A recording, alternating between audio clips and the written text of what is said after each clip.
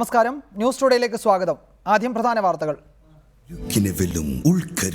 Malabar TMT 500D steel bars. Ramesh ചെന്നിത്തലയെ പ്രതിപക്ഷ നേതാവാക്കാൻ കോൺഗ്രസിൽ ധാരണ. പ്രതിപക്ഷ നേതാവ് അടുത്ത മുഖ്യമന്ത്രിയാകണമെന്നില്ലെന്ന് ഉമ്മൻചാണ്ടി. അങ്ങനെയാണെങ്കിൽ പ്രതിപക്ഷ നേതാവായി പ്രവർത്തിച്ചു തന്നെയാൾ ജയിക്കുമ്പോൾ മുഖ്യമന്ത്രിയാകട്ടെ.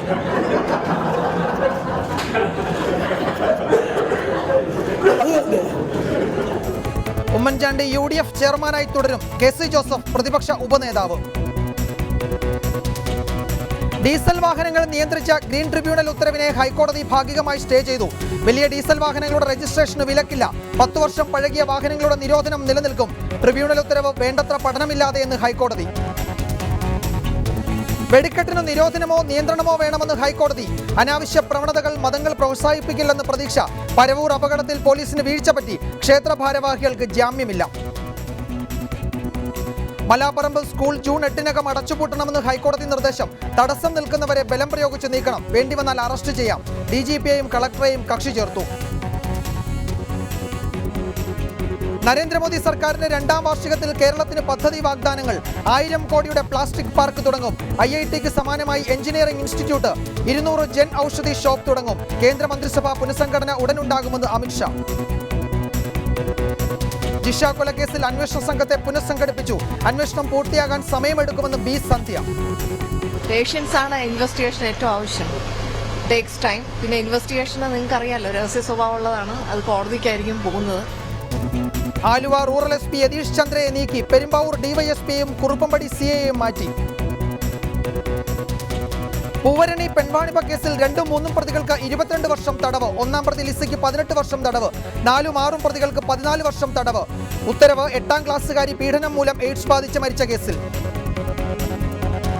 ബംഗാളിൽ മമതാ സർക്കാർ അധികാരമേറ്റെടുത്തു. ചടങ്ങിൽ പ്രമുഖരുടെ നിര. കോൺഗ്രസും CPMഉം BJPയും ചടങ്ങ് ബഹിഷ്കരിച്ചു. ഉത്തർപ്രദേശിൽ ബജ്രംഗ് ദളിന്റെ കൂടുതൽ ആയുധ പരിശീലന ക്യാമ്പ് കണ്ടെത്തി. ബജ്രംഗ് ദളുമായി ബന്ധമില്ലെന്ന് അമിത്ഷാ. ന്യൂസ് ടുഡേയിലേക്ക് വിശദമായി. രമേശ് ചെന്നിത്തലയ്ക്ക് പ്രതിപക്ഷ നേതൃപദവി നൽകാൻ കോൺഗ്രസിൽ ധാരണ. അതേസമയം ഉമ്മൻചാണ്ടി UDF ചെയർമാനായി തുടരും. KC ജോസഫാണ് പ്രതിപക്ഷ ഉപനേതാവ്. പ്രതിപക്ഷ നേതാവ് തന്നെ അടുത്ത മുഖ്യമന്ത്രി ആകണമെന്നില്ലെന്ന് ഉമ്മൻചാണ്ടി പ്രതികരിച്ചു. തെരഞ്ഞെടുപ്പിൽ കനത്ത പരാജയം ഏറ്റുവാങ്ങിയപ്പോൾ തന്നെ പ്രതിപക്ഷ നേതൃസ്ഥാനത്തേക്കില്ലെന്ന് ഉമ്മൻചാണ്ടി നിലപാടെടുത്തിരുന്നു. പാർലമെന്ററി പാർട്ടിയിൽ A ഗ്രൂപ്പിന് മേൽക്കൈ നഷ്ടപ്പെട്ടതോടെ നേതൃസ്ഥാനത്തേക്കില്ലെന്ന തന്റെ തീരുമാനം ഉമ്മൻചാണ്ടി ഹൈക്കമാൻഡിനെയും അറിയിച്ചു. തോൽവിയുടെ മുഖ്യ ഉത്തരവാദിത്വം തനിക്കാണെന്ന് ഉമ്മൻചാണ്ടി വ്യക്തമാക്കി. ഞാൻ നേരത്തെ തന്നെ എൻ്റെ ഒരു നിലപാട് പറഞ്ഞിട്ടുണ്ട്. പക്ഷേ അത് തന്നെ പറയാവുന്നതിനപ്പുറത്താണ് പറഞ്ഞിരിക്കുന്നത്. അതുകൊണ്ട് കൂടുതലൊന്നും പറയുന്നില്ല. മുന്നണിയുടെ ചെയർമാൻ എന്ന നിലയിലും മുഖ്യമന്ത്രി എന്ന നിലയിലും സ്വാഭാവികമായും അതിൻ്റെ മുഖ്യ ഉത്തരവാദിത്വം എനിക്കുള്ളതാണ്. മുഖ്യമന്ത്രിയല്ലേ സ്വാഭാവികമായും പ്രതിപക്ഷ നേതാവാകേണ്ടത് എന്ന ചോദ്യത്തിന് ഉമ്മൻചാണ്ടിയുടെ മറുപടി ഇങ്ങനെ: അങ്ങനെയാണെങ്കിൽ പ്രതിപക്ഷ നേതാവായി പ്രവർത്തിച്ചു തന്നെയാൾ ജയിക്കുമ്പോൾ മുഖ്യമന്ത്രിയാകട്ടെ. പ്രതിപക്ഷത്തെ നയിക്കാൻ താല്പര്യമില്ലെന്ന് ഉമ്മൻചാണ്ടി വ്യക്തമാക്കിയതോടെ സ്വാഭാവികമായും നേതൃസ്ഥാനം രമേശ് ചെന്നിത്തലയ്ക്ക് ലഭിക്കും. രമേശ് ചെന്നിത്തലയെ പ്രതിപക്ഷ നേതാവാക്കാൻ നേതാക്കൾ നടത്തിയ കൂടിക്കാഴ്ചയിലും ധാരണയായി. ഞായറാഴ്ച ചേരുന്ന പാർലമെന്ററി പാർട്ടി യോഗം രമേശ് ചെന്നിത്തലയെ പ്രതിപക്ഷ നേതാവായി തെരഞ്ഞെടുക്കും. ഹൈക്കമാൻഡ് പ്രതിനിധികളും പാർലമെന്ററി പാർട്ടി യോഗത്തിൽ പങ്കെടുക്കുന്നുണ്ട്.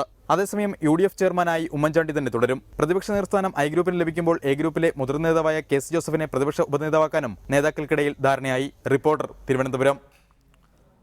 ഈ വിഷയത്തിൽ കേരള കോൺഗ്രസ് നേതാവ് UDF സെക്രട്ടറി ജോണി നെല്ലൂർ, മുതിർന്ന മാധ്യമപ്രവർത്തകൻ KVS ഹരിദാസ്, വീക്ഷണം എഡിറ്റർ J അജിത് കുമാർ എന്നിവരാണ് ചർച്ചയിൽ പങ്കെടുക്കുന്നത്. കൂടാതെ വിവിധ കക്ഷി നേതാക്കളെയും നമ്മൾ ചർച്ചയിൽ പ്രതീക്ഷിക്കുന്നു. ആദ്യം ശ്രീ ജോണി നെല്ലൂർ, കോൺഗ്രസിൻ്റെ അല്ലെങ്കിൽ UDFൻ്റെ പാർലമെൻ്ററി പാർട്ടി നേതാവിനെ മാറ്റുന്നു എന്നത് ഒരു ചെറിയ കാര്യമല്ല. കാരണം 2004-ൽ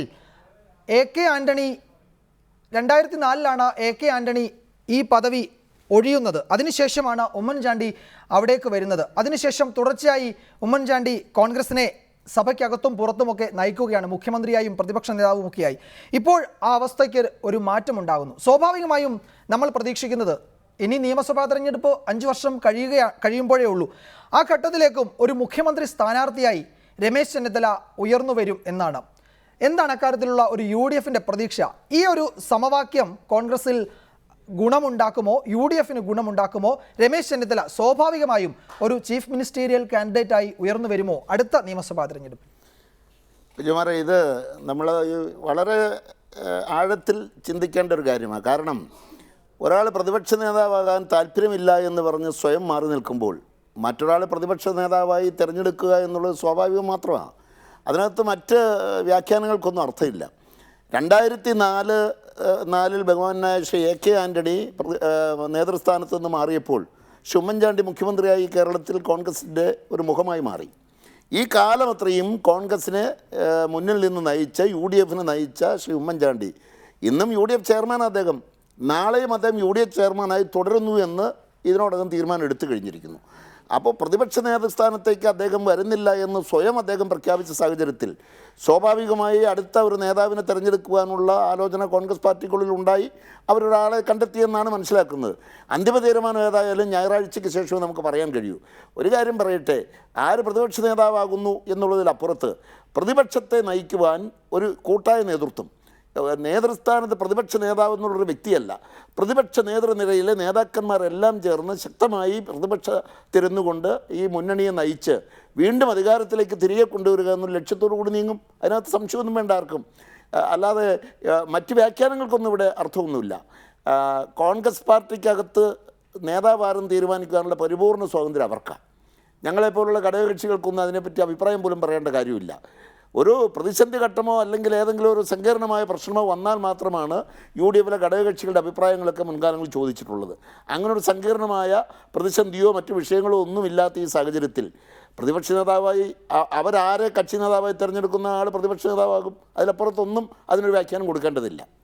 ശരി, അതാണ്. പക്ഷേ ഇതിൽ ചില കാര്യങ്ങൾ UDF സഭയിൽ ഫേസ് ചെയ്യാൻ പോകുന്നത് വളരെ ശക്തമായ ഒരു ഭരണപക്ഷത്തെയാണ്. പിണറായി വിജയനെ പോലെയുള്ള കരുത്തനായ ഒരു മുഖ്യമന്ത്രിയാണ്. നമുക്ക് അതിലേക്ക് വരാം. അക്കാര്യത്തിൽ പിണറായി വിജയനും രമേശ് ചെന്നിത്തലയും തമ്മിലുള്ള താരതമ്യം അടക്കം നമുക്ക് പരിശോധിക്കേണ്ടതുണ്ട്. ശ്രീ അജിത് കുമാർ, ഇവിടെ കഴിഞ്ഞ നിയമസഭാ തെരഞ്ഞെടുപ്പിൽ കോൺഗ്രസിന് വലിയ തോതിലുള്ള തിരിച്ചടി ഉണ്ടായി. ആ തിരിച്ചടിയുടെ പ്രധാനപ്പെട്ട ഉത്തരവാദിത്വം ഞാൻ തന്നെ ഏറ്റെടുക്കുകയാണെന്ന് ഉമ്മൻചാണ്ടി വ്യക്തമാക്കുകയും ചെയ്തിട്ടുണ്ട്. സ്വാഭാവികമായും അദ്ദേഹം പ്രതിപക്ഷ നേതൃസ്ഥാനത്തേക്ക് വരുന്നില്ല. ശരിയാണ്, അദ്ദേഹം പ്രതിപക്ഷ നേതൃസ്ഥാനത്തേക്ക് വരുന്നില്ല. പകരം രമേശ് ചെന്നിത്തല പ്രതിപക്ഷ നേതാവ് ആകുന്നു. ഉമ്മൻചാണ്ടി UDF ചെയർമാൻ എന്ന നിലയിൽ തുടരുകയും ചെയ്യും. VM സുധീരൻ KPCC പ്രസിഡന്റായി തുടരുകയും ചെയ്യും.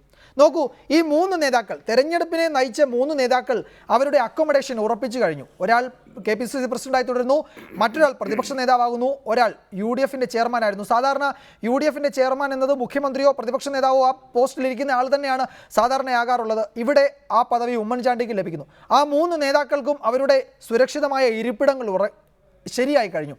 ഇനി 4-5 തീയതികളിൽ തെരഞ്ഞെടുപ്പ് പരാജയം സംബന്ധിച്ച് KPCC വിശദമായി ചർച്ച ചെയ്യാൻ പോവുകയാണ്. എതിർസ്വരങ്ങളെ പരമാവധി കുറച്ചുകൊണ്ടുവരാൻ ഉള്ള ശ്രമം ഇപ്പോഴേ തുടങ്ങി. ഈ നിലയിലാണ് കോൺഗ്രസിൽ തെറ്റുതിരുത്തൽ പ്രക്രിയ നടക്കുന്നതെങ്കിൽ അതുകൊണ്ട് എന്തു ഗുണമുണ്ടാകും?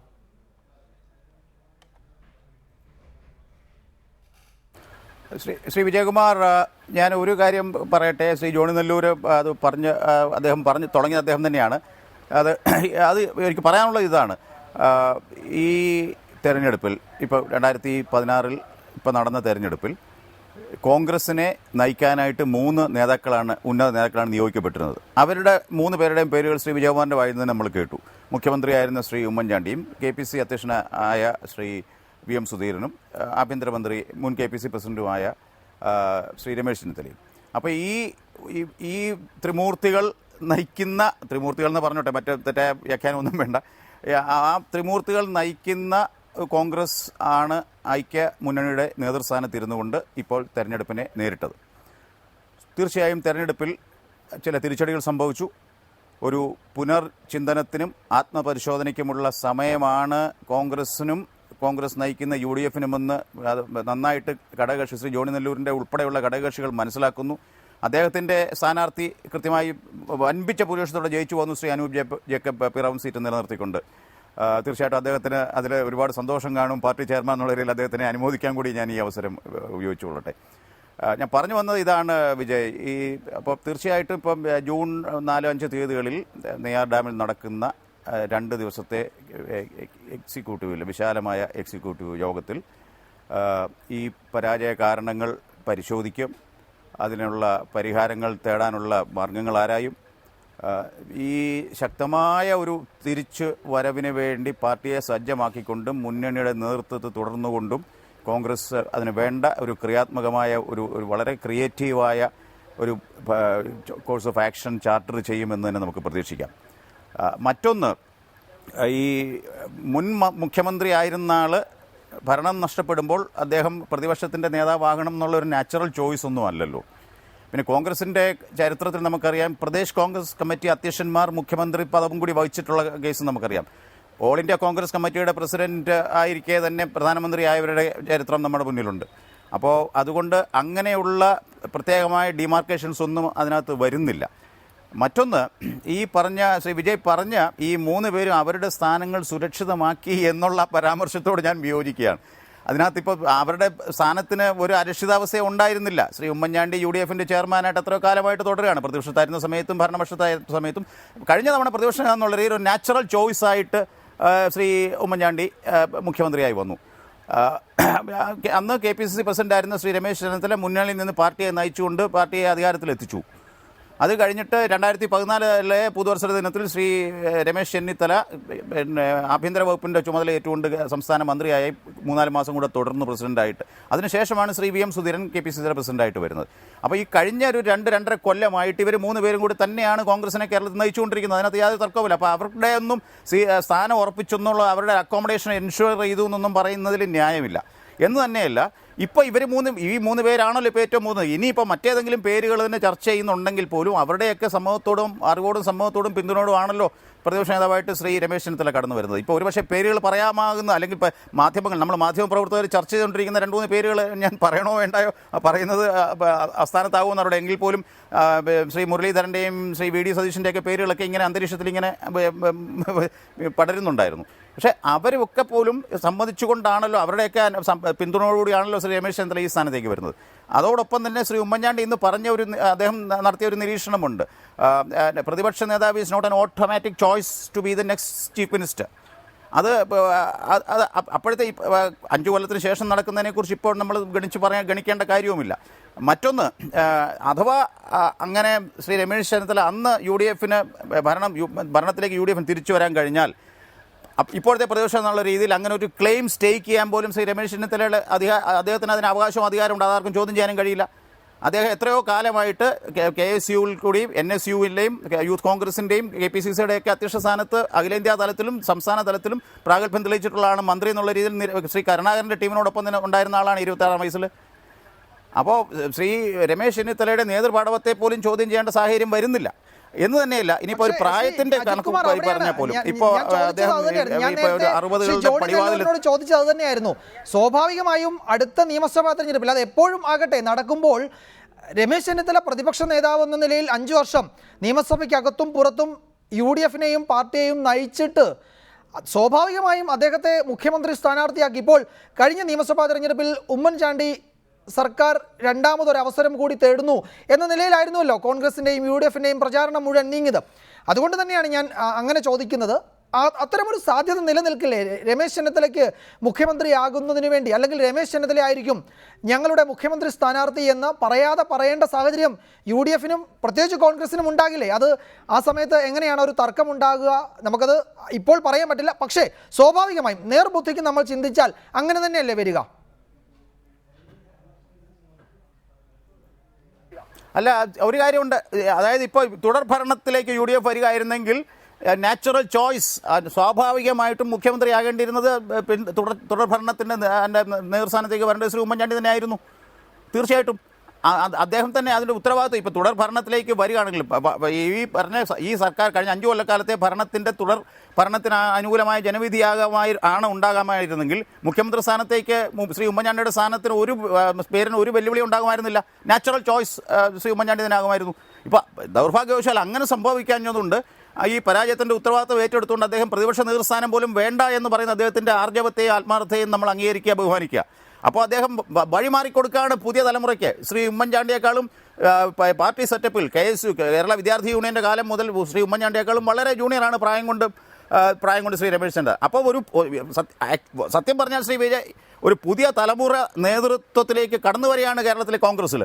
ആ യാഥാർത്ഥ്യം കൂടി നമ്മൾ അംഗീകരിക്കേണ്ടതുണ്ട്. കോൺഗ്രസിൽ പ്രായത്തിന്റെ കാര്യം ഞാൻ ഇനിയിപ്പോൾ പരിശോധിക്കാം. ഞാൻ താങ്കളിലേക്ക് വരാം. ശ്രീ KVS ഹരിദാസ്, നമുക്ക് അറിയാം കഴിഞ്ഞ തദ്ദേശ ഭരണ തെരഞ്ഞെടുപ്പിൽ കോൺഗ്രസിന് ഒരു പരാജയം ഉണ്ടായപ്പോൾ അന്ന് രമേശ് ചെന്നിത്തല പറഞ്ഞത് തൊലിപ്പുറത്തെ ചികിത്സ കൊണ്ട് തീരുന്ന പ്രശ്നമല്ല ഇത്. അദ്ദേഹം അന്ന് ചൂണ്ടിക്കാട്ടിയ ഒന്ന് രണ്ട് കാര്യങ്ങൾ, BJP കേരളത്തിൽ വളരുന്നുണ്ട്, ഭൂരിപക്ഷ സമുദായത്തെ കൂടി വിശ്വാസത്തിലെടുത്തുകൊണ്ട് വേണം ഇനി മുന്നോട്ട് പോകാൻ. അത്തരം സൂചനകൾ ഹൈക്കമാൻഡിന് മുന്നിൽ വെച്ചത് രമേശ് ചെന്നിത്തല തന്നെയായിരുന്നു. ആ നിലയ്ക്ക് ഈ നീക്കത്തെ ഒരു ഭൂരിപക്ഷ സമുദായത്തിലെ സമൂഹത്തിൽ നിന്നുള്ള ഒരു നേതാവിനെ പ്രതിപക്ഷ നിരയിലേക്ക് ഉയർത്തി കൊണ്ടുവരുന്നു, പ്രതിപക്ഷ നേതൃസ്ഥാനം കൊടുക്കുന്നു എന്നത് ആ നിലയിൽ BJPയുടെ കേരളത്തിലെ വളർച്ചയ്ക്ക് തടയിടാനുള്ള കോൺഗ്രസിൻ്റെ തന്ത്രം എന്ന നിലയിൽ അതിനെ വ്യാഖ്യാനിക്കാൻ കഴിയുമോ? പക്ഷേ അങ്ങനെ ഞാൻ പറയുമ്പോഴും അതിൽ മറ്റൊരു പ്രധാനപ്പെട്ട കാര്യമുള്ളത്, ന്യൂനപക്ഷങ്ങൾ വലിയ തോതിൽ CPM-മായി അടുക്കുന്നു എന്ന സൂചന നമുക്ക് ഈ തെരഞ്ഞെടുപ്പിലെ വോട്ടിംഗ് പാറ്റേൺ നമ്മൾ പരിശോധിക്കുമ്പോൾ കിട്ടുന്നുണ്ട് എന്നൊന്നും മറന്നുകൊണ്ടല്ല ഞാൻ പറയുന്നത്. പക്ഷേ ഭൂരിപക്ഷ സമുദായത്തെ അടുപ്പിക്കാൻ കോൺഗ്രസിലേക്ക് കൊണ്ടുവരുന്നതിന്, അകന്നുപോയ BJPയിലേക്കൊക്കെ പോയ ആ വിഭാഗത്തെ കൊണ്ടുവരുന്നതിന് രമേശ് ചെന്നിത്തലയുടെ സ്ഥാനാരോഹണം പ്രയോജനപ്പെടുമെന്ന് താങ്കൾ കരുതുന്നുണ്ടോ? വിജയൻ, അതിനു മുമ്പ് ആ വിഷയത്തിലേക്ക് വരാം. അതിനു മുമ്പ് എനിക്കൊരു ഒരു കാര്യം സൂചിപ്പിക്കാനുള്ളത്, നമ്മൾ ഈ തെരഞ്ഞെടുപ്പിന് ശേഷം കോൺഗ്രസ് ഹൈക്കമാൻഡിൻ്റെ മനസ്സെന്താണെന്ന സൂചന കിട്ടിയത് നമ്മുടെ കേന്ദ്രമന്ത്രിയായിരുന്ന ശശി തരൂർ സോണിയാഗാന്ധിയെ കണ്ട് മടങ്ങി വന്നിട്ട് പത്രലേഖകരോട് സംസാരിച്ചപ്പോഴാണ്. അന്ന് പത്രക്കാർ ചോദിച്ചപ്പോൾ ശശി തരൂർ വ്യക്തമാക്കിയത് ഹൈക്കമാൻഡ് വളരെ അസ്വസ്ഥമാണ് ഈ കാര്യങ്ങളിൽ, കേരളത്തിലെ സംഭവവികാസങ്ങളിൽ. ഇവിടുത്തെ ഈ 3 നേതാക്കന്മാർ തമ്മിലടിക്കുകയാണ് എന്നൊരു തോന്നലാണ് ഉണ്ടായിട്ടുള്ളത്. അവിടെ തിരുത്തലുകൾ ഉണ്ടാവും, നടപടി ഉണ്ടാവും. അപ്പോൾ ശസ്ത്രക്രിയ ഉണ്ടാവുമോ എന്നുവെച്ചാൽ ഒരു സർജറി ഉണ്ടാവുമോ എന്ന് പത്രക്കാർ ചോദിക്കുമ്പോൾ ഞാൻ അത് പറയുന്നില്ല, പക്ഷേ ആക്ഷൻ വിൽ ബി ദെയർ എന്നായിരുന്നു ശശി തരൂരിൻ്റെ മറുപടി. യഥാർത്ഥത്തിൽ ഈ തെരഞ്ഞെടുപ്പിൽ കോൺഗ്രസിനെ അല്ലെങ്കിൽ UDF-നെ നയിച്ചത് ഈ 3 നേതാക്കന്മാർ തന്നെയാണ്. സുധീരനും ചെന്നിത്തലയും ഉമ്മൻചാണ്ടിയും തന്നെയാണ്. ഇവർക്ക് 3 പേർക്ക് ഉത്തരവാദിത്വം ഉണ്ടെന്ന് ഇവർ 3 പേരും ജനങ്ങളുടെ മുമ്പിൽ പരസ്യമായിട്ട് പലവട്ടം പറഞ്ഞതുമാണ്. അപ്പോൾ സ്വാഭാവികമായിട്ട് ഞാൻ പ്രതീക്ഷിക്കുന്നത്, ഒരു മാധ്യമപ്രവർത്തകൻ എന്ന നിലയിൽ ഞാൻ കരുതുന്നത്, ഹൈക്കമാൻഡ് ഈ പ്രശ്നങ്ങളെ വളരെ ഗൗരവത്തിൽ കാണുന്നുണ്ട് എന്ന് തന്നെയാണ്. ഇവിടെ ഒരു അഴിച്ചുപണിക്ക് അല്ലെങ്കിൽ ഒരു നേതൃമാറ്റത്തിന് പോലും ചിലപ്പോൾ ഹൈക്കമാൻഡ് ചിന്തിച്ചേക്കും എന്നുള്ള സൂചന കിട്ടിയതിനെ തുടർന്നാവണം ഈ 3 നേതാക്കന്മാർ തെരഞ്ഞെടുപ്പിൻ്റെ ഉത്തരവാദിത്തം ഏറ്റെടുക്കുന്നു എന്ന് പറഞ്ഞ് നടന്ന 3 നേതാക്കന്മാർ തമ്മിൽ ഒന്നിച്ചിരുന്നിട്ട് ഈ വിജയകുമാർ പറഞ്ഞ പോലെ തന്നെ സ്ഥാനമാനങ്ങൾ പങ്കിട്ടത്. ഇവിടെ ഇപ്പോൾ പലർക്കും അറിയാം, ഇതിനേക്കാൾ നന്നായിട്ട് രമേശ് ചെന്നിത്തല പ്രതിപക്ഷ നേതാവെന്ന നിലയിൽ ഞാൻ വ്യക്തിപരമായിട്ട് പറയട്ടെ, ഞാൻ കരുതുന്നില്ല അദ്ദേഹത്തിന് ആ നിലയിൽ നന്നായിട്ട് പെർഫോം ചെയ്യാൻ പറ്റുമെന്ന്. ഒരു പക്ഷേ ജാതീയ സമവാക്യങ്ങളൊക്കെ ചിലപ്പോൾ അദ്ദേഹത്തിന് അനുകൂലമായിരിക്കും. അങ്ങനെയാണെങ്കിൽ പോലും അദ്ദേഹത്തെക്കാൾ നന്നായിട്ട് ആ രംഗത്ത് പെർഫോം ചെയ്യാൻ കഴിയുമായിരുന്നത് VD സതീശനോ K മുരളീധരനോ ആകുമായിരുന്നു. അത്തരത്തിലൊരു നേതൃമാറ്റമാണ് ഉദ്ദേശിച്ചെങ്കിൽ, ഇപ്പോൾ അജിത്ത് പറഞ്ഞല്ലോ ഒരു പുതിയ തലമുറയുടെ വരവാണ് ഉദ്ദേശിക്കുന്നത്, അതാണ് ഉദ്ദേശിച്ചിരുന്നുവെങ്കിൽ തീർച്ചയായിട്ടും കോൺഗ്രസ് പരിഗണിക്കേണ്ടിയിരുന്നത് മുരളിയെയോ സതീശനെയോ ആയിരുന്നു എന്നാണ് വ്യക്തിപരമായ അഭിപ്രായം. പിന്നെ വിജയകുമാർ ചോദിച്ച മറ്റൊരു പ്രശ്നം ശരിയാണ്. ഇത്തവണ കോൺഗ്രസിനെ സംബന്ധിച്ചിടത്തോളം കോൺഗ്രസ് അഭിമുഖീകരിക്കുന്ന ഏറ്റവും വലിയ പ്രശ്നം ഹിന്ദു സമുദായത്തിൽ നിന്നുള്ള വോട്ട് അവരിൽ നിന്ന് ചോർന്നു പോയി എന്നുള്ളത് തന്നെയാണ്. പഞ്ചായത്ത് തെരഞ്ഞെടുപ്പിലും അത് നമ്മൾ കണ്ടതാണ്. പ്രത്യേകിച്ച് BDJS-ൻ്റെ രൂപീകരണത്തിന് ശേഷം കോൺഗ്രസുമായിട്ട് ബന്ധപ്പെട്ട് അല്ലെങ്കിൽ കോൺഗ്രസിന് വോട്ട് ചെയ്തിരുന്ന പിന്നാക്ക സമുദായത്തിൽപ്പെട്ടവർ വളരെ ഗണ്യമായിട്ട് BJPയോട് ചേർന്ന് നിൽക്കാൻ തുടങ്ങി. നേരത്തെ തന്നെ അപ്പർ കാസ്റ്റ് ഹിന്ദുസിൽ വലിയൊരു വിഭാഗം BJP സപ്പോർട്ടേഴ്സായിട്ട് മാറിയിട്ടുണ്ട്. പ്രത്യേകിച്ച് തെക്കൻ തിരുവിതാംകൂറിലും മധ്യ തിരുവിതാംകൂറിലും ഒക്കെ നമുക്കത് വളരെ വളരെ അനുഭവവേദ്യമായിരുന്നു. അപ്പോൾ അതൊന്നും ഈ രമേശ് ചെന്നിത്തല അതൊക്കെ പരിഹരിക്കാൻ വേണ്ടിയിട്ടാണ്. നമുക്ക് പണ്ടൊരു വളരെ വളരെ പ്രഖ്യാപിതമായിട്ടുള്ള ഒരു വാക്കുണ്ടല്ലോ, താക്കോൽ സ്ഥാനത്തേക്ക് ചിലരെ കൊണ്ടുവരണമെന്ന്. അന്ന് പലരും വാദിച്ചതിന് വേണ്ടിയിട്ടാണ്, ഈ വോട്ട് ബാങ്ക് സംരക്ഷിക്കാൻ വേണ്ടിയിട്ടാണ്. കഴിഞ്ഞ 3-4 കൊല്ലം കൊണ്ട് കോൺഗ്രസിന് അതൊന്നും കഴിഞ്ഞിട്ടില്ല. കാരണം BJPയോട് അടുത്ത് വന്നിട്ടുള്ള ആ അപ്പർ കാസ്റ്റ് ഹിന്ദുസ് ഒന്നും തിരിച്ചു പോകുമെന്നുള്ള പ്രതീക്ഷയും എനിക്കില്ല. കാരണം ഇന്നിപ്പോൾ കേരളത്തിൽ വളർന്നു വരുന്ന ഒരു രാഷ്ട്രീയ പ്രസ്ഥാനം എന്ന നിലയിൽ BJPയും ദേശീയ ജനാധിപത്യ സഖ്യവും മാറി എന്നുള്ള വസ്തുത നമുക്ക് കാണാതിരുന്നിട്ടും കാര്യമില്ല. ഞാൻ വരാം. ഇപ്പോൾ മുസ്ലിം ലീഗ് നേതാവ് ശ്രീ MC മൈൻ ഹാജി കൂടി ടെലിഫോൺ ലൈനിൽ ചർച്ചയിൽ പങ്കെടുക്കുന്നുണ്ട്. ശ്രീ മൈൻ ഹാജി, ഇക്കാര്യത്തിൽ പ്രതിപക്ഷ നേതാവിനെ തിരഞ്ഞെടുക്കുന്ന കാര്യത്തിൽ UDF-ലെ മറ്റു പാർട്ടികൾക്ക് വലിയ റോളൊന്നും ഉണ്ടാകില്ല എങ്കിൽ കൂടിയും രമേശ് ചെന്നിത്തല കേരളത്തിൻ്റെ പ്രതിപക്ഷ നേതാവാകുന്നതിൽ സ്വാഭാവികമായും ഉമ്മൻചാണ്ടിയിൽ നിന്നും ഒരു നേതൃമാറ്റമാണ് കോൺഗ്രസിൽ ഉണ്ടാകുന്നത്. ഇവിടെ വിശേഷിപ്പിക്കുകയാണെങ്കിൽ ഒരു തലമുറ മാറ്റമെന്നോ ഒക്കെ വേണമെങ്കിൽ അതിനെ വിശേഷിപ്പിക്കാം. അത് അത്രത്തോളം ചേരും ചെന്നിത്തലയുടെ കാര്യത്തിലെന്ന് എനിക്കറിയില്ല. എങ്കിൽ കൂടിയും ഈ സമയത്ത് രമേശ് ചെന്നിത്തല നിയമസഭയിൽ പ്രതിപക്ഷ നേതാവാകുന്നതിനെ മുസ്ലിം ലീഗ് എങ്ങനെയാണ് വിലയിരുത്തുന്നത്? ലീഗ് അതിനോട് എങ്ങനെ പ്രതികരിക്കുന്നു? ലീഗിന്റെ അഭിപ്രായം തേടിയിരുന്നോ കോൺഗ്രസ് ഇക്കാര്യത്തിൽ? ഇതിലൊരു ചർച്ചന്റെ ആവശ്യം ഉദിക്കില്ലല്ലോ. ബഹുമാനപ്പെട്ട ഉമ്മൻചാണ്ടി അദ്ദേഹം തെരഞ്ഞെടുപ്പ് റിസൾട്ട് വന്ന ഉടനെ തന്നെ അദ്ദേഹത്തിന്റെ നയം വ്യക്തമാക്കിയിട്ടുണ്ട്. ഇന്നും അദ്ദേഹം കോൺഗ്രസ് നേതാക്കന്മാരുടെ കൂടിയാലോചനകളിലും അതിനുശേഷം മാധ്യമപ്രവർത്തകർ സമീപിച്ചപ്പോഴും അദ്ദേഹം പറഞ്ഞു, ഞാൻ കേരളത്തിലെ പൊതുസമൂഹത്തോടൊപ്പം ഉണ്ടാവും. അതേസമയത്ത് അച്യുതാനന്ദൻ പറഞ്ഞതുപോലല്ല, ഞാനിതിനൊന്നും ഇല്ല, എനിക്ക് ആഗ്രഹമില്ല എന്ന് പറഞ്ഞിട്ട് മകന്റെ പേരിൽ കത്തെഴുതിച്ചിട്ട് നേതൃത്വത്തിന് എനിക്ക് സ്ഥാനം വേണം എന്ന് പറഞ്ഞതല്ല. ആ നയമല്ലല്ലോ ഉമ്മൻചാണ്ടിയുടേത്. അത് കേരളീയർക്ക് അറിയാലോ. അപ്പോ ഉമ്മൻചാണ്ടി കഴിഞ്ഞാൽ രമേശ് ചെന്നിത്തല തന്നെയാണ് കേരളത്തിലെ കോൺഗ്രസിന്റെ നിയമസഭയിലെ പ്രതിപക്ഷ നേതാവേണ്ടത്. UDF-നും അത് സ്വീകാര്യം തന്നെയാണ്. UDF-ലോ കോൺഗ്രസിലോ ഈ കാര്യത്തിൽ ഒരു അഭിപ്രായ വ്യത്യാസവും ഇല്ലാതെ നടന്ന ഒരു നിർദ്ദേശം. അതിന്റെ ഔദ്യോഗിക തീരുമാനം വരാൻ പോകുന്നത് ഞായറാഴ്ചയാണ്. അതിനെ സംബന്ധിച്ച് ഒരു ചർച്ചയ്ക്ക് പോലും പ്രസക്തി ഇല്ല എന്നാണ് എനിക്ക് പറയാനുള്ളത്. UDF തോറ്റു, കോൺഗ്രസിന് ഈ ഇലക്ഷനിൽ ക്ഷീണമുണ്ടായി, UDF ഘടകകക്ഷികൾക്കും ക്ഷീണമുണ്ടായി, മുസ്ലിം ലീഗിന് കാര്യമായ ക്ഷീണം ഉണ്ടായില്ലെങ്കിലും ചെറിയതായിട്ടുള്ള ക്ഷീണം ഉണ്ടായി. എന്തായാലും ഭരണകക്ഷി എന്നുള്ള നിലയിൽ UDF പ്രതിപക്ഷത്ത് ഇരിക്കേണ്ടതാണ് എന്ന ജനവിധിയാണ്. അത് ഞങ്ങൾ അംഗീകരിക്കുന്നു. അത് കേരളത്തെ സംബന്ധിച്ചിടത്തോളം ഇതൊരു ആദ്യത്തെ തെരഞ്ഞെടുപ്പോ അല്ലെങ്കിൽ ഇതൊരു അവസാനത്തെ തെരഞ്ഞെടുപ്പോ അല്ല. ചർച്ചകൾ കേട്ടാ അതാ തോന്നുക. അപ്പുറത്തൊരു വലിയ നേതൃമാറ്റം ഉണ്ടായിരിക്കുന്നു. ഇവിടെ VS അച്യുതാനന്ദൻ എന്ന് പറയുന്ന ഒരു വ്യക്തിയെ പവിത്രമായി മാധ്യമങ്ങൾ പൊക്കിക്കൊണ്ടുവന്ന ഒരു വ്യക്തിത്വത്തെ മുന്നിൽ നിർത്തി തെരഞ്ഞെടുപ്പിനെ നേരിട്ട് ജയിച്ചു കഴിഞ്ഞ ഉടനെ യാതൊരു ആലോചനയും നടത്താതെ അദ്ദേഹത്തോട് ഒരു വാക്കുപോലും ചോദിക്കാതെ നിങ്ങൾക്ക് ഫീഡൽ കാസ്ട്രോന്റെ റോളാണ് ഞങ്ങൾ തീരുമാനിച്ചത്, ആ കസേരയിലിരിക്കുക, പിണറായി വിജയനെ ഞങ്ങൾ മുഖ്യമന്ത്രിയായി നിയമിച്ചിരിക്കുന്നു, തെരഞ്ഞെടുത്തിരിക്കുന്നു എന്ന് പറഞ്ഞ് അദ്ദേഹത്തെ അങ്ങ് വെട്ടി നിർത്തുക ചെയ്തത്. ഇവിടെ അതൊന്നുമല്ല. ഇവിടെ ഉമ്മൻചാണ്ടി സ്വയം പ്രഖ്യാപിക്കാം, ഈ തെരഞ്ഞെടുപ്പിൽ കഴിഞ്ഞ തവണ ഇതിന് നേതൃത്വം നൽകിയ വ്യക്തി എന്നുള്ള നിലയിൽ എനിക്ക് ഉത്തരവാദിത്വമുണ്ട്. അദ്ദേഹം തെരഞ്ഞെടുപ്പിന് മുമ്പ് പ്രഖ്യാപിച്ചിട്ടുണ്ടത്.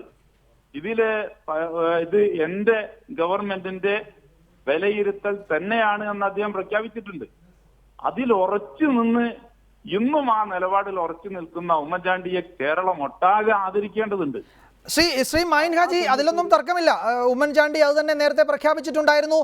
തെരഞ്ഞെടുപ്പിലെ പരാജയം ഏറ്റുവാങ്ങിയ സാഹചര്യത്തിൽ പ്രതിപക്ഷ നേതാവാകുന്നത് നല്ലതല്ല എന്ന് അദ്ദേഹത്തിന് തോന്നിയിട്ടുണ്ടാകും.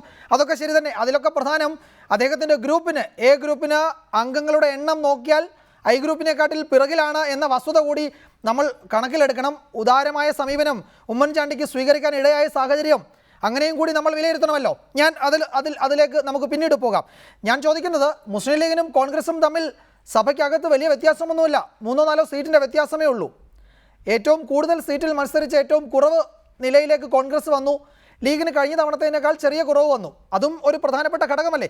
പ്രതിപക്ഷ നേതാവിനെ തീരുമാനിക്കുന്ന കാര്യത്തിൽ ലീഗിന് ചില കാര്യങ്ങൾ പറയാനുണ്ടാകില്ലേ? അത് ചോദിച്ചോ, അത് പറഞ്ഞോ?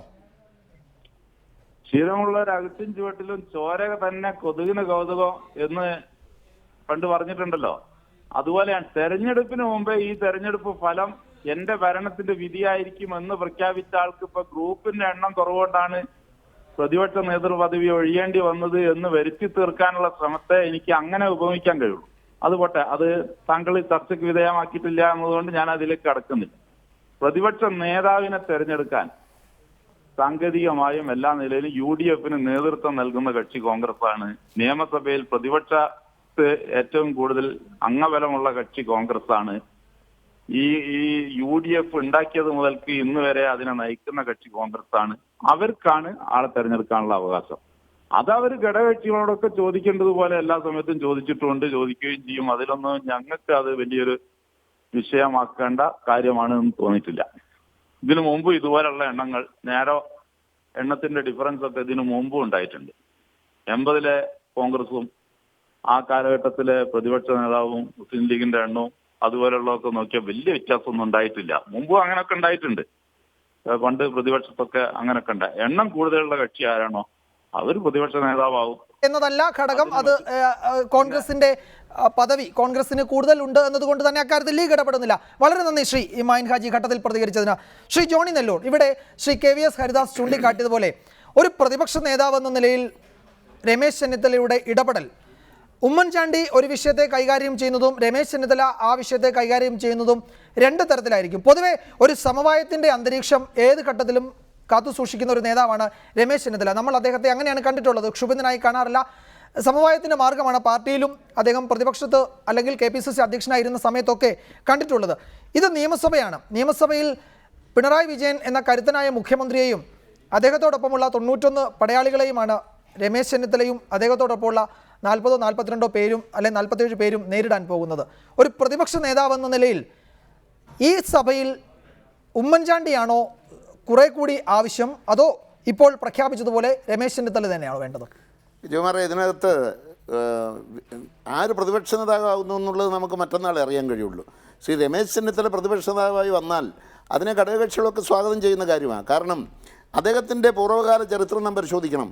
അദ്ദേഹം വളരെ ചെറുപ്പത്തിലെ തന്നെ MLA ആയി, മന്ത്രിയായി അദ്ദേഹത്തിൻ്റെ കഴിവ് തെളിയിച്ച ആളാണ്. അതിനുശേഷം ലോക്സഭയിൽ പോയി MP എന്നുള്ള നിലയിൽ വളരെ പ്രാഗൽഭ്യം തെളിയിച്ച് രാജ്യത്താകമാനം AICCയുടെ ഭാരവാഹിയായി ചുമതല ഏറ്റെടുത്ത് പ്രവർത്തിച്ച് അവിടെയും അദ്ദേഹത്തിൻ്റെ വ്യക്തിപ്രഭാവവും കഴിവും തെളിയിച്ച ആളാണ്.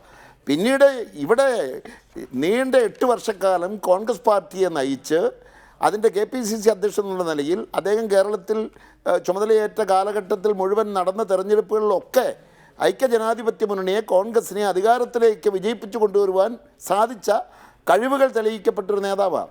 അദ്ദേഹത്തിൻ്റെ ആ കഴിവുകളൊന്നും നമുക്ക് ചെറുതായി കാണാൻ കഴിയില്ല.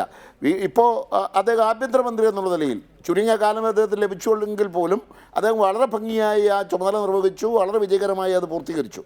ഇവിടെ നാം കാണേണ്ട ഒരു കാര്യം, ഇവിടെ രമേശ് ചെന്നിത്തല എന്ന വ്യക്തി അദ്ദേഹമാണ് പ്രതിപക്ഷ നേതാവായി വരുന്നതെങ്കിൽ അദ്ദേഹത്തിൻ്റെ മാത്രമല്ലല്ലോ ചുമതല പിന്നീട് പ്രതിപക്ഷം വിജയകരമായി മുന്നോട്ട് പോകുക എന്നുള്ളത്. ശ്രീ ഉമ്മൻചാണ്ടിയെ പോലെ കരുത്തനായ ഒരു നേതാവ് അവിടെ ഉണ്ട്. ശ്രീ മുരളീധരനുണ്ട്, VD സതീശനുണ്ട്, തിരുവഞ്ചൂർ രാധാകൃഷ്ണനുണ്ട്.